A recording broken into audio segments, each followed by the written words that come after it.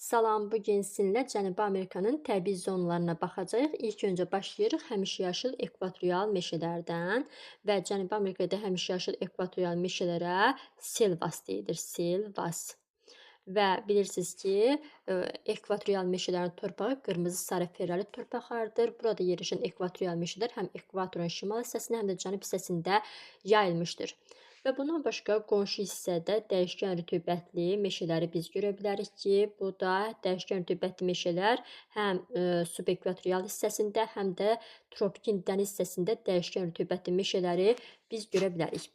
Və savannalarına baxsaq, materikin həm ekvatordan şimal hissəsində, həm də Braziliya ailəsi Parana çayının axını boyunca savannaları görə bilərik. Və bu savannalar yerli adla necə adlanır? Deyirik ki, şimaldakı savannalar Lianos, cənubdakı savannalar isə Kampos adlanır və yadda saxlayırsınız ki, savannanın torpağı qırmızı qonur torpaqlardır. Ot örtüyü ilə zəngin olduğuna görə bura əsas heyvandarlıq ərazisi kimi göstərilə bilər.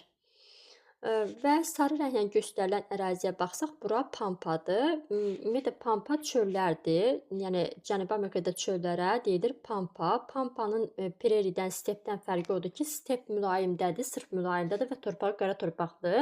Preri subtropik və mülayimdədir, torpağı yenə də qara torpaqdadır. Amma pampanın iqlimi də fərqlidir və torpağı da fərqlidir. Pampa subtropikin bərabər rütubətində yaranır və torpağı qırmızı qara torpaqlardır. Və burada Atacama sərasının olduğu hissəni görə bilərik, torpaqları boz torpaqlar olacaq. Santiago şəhəri yerləşdiyi ərazidə codyarpaqlı meşə və koluqları görə bilərik ki, torpağı qəhvəyi torpaqlardır. Patagoniya yaləsi olan hissədə yarım səhralar və səhralar formalaşıbdır ki, torpağı boz torpaqlar olacaq və ən sonda cənub-qərb hissəsində və cənub hissəsində mülayimin meşələrinə rast gəlmək mümkündür. Burada çəhrayı rənglə göstərilən ərazilər isə yüksəklik qurşaqlarını göstərəcək bizə.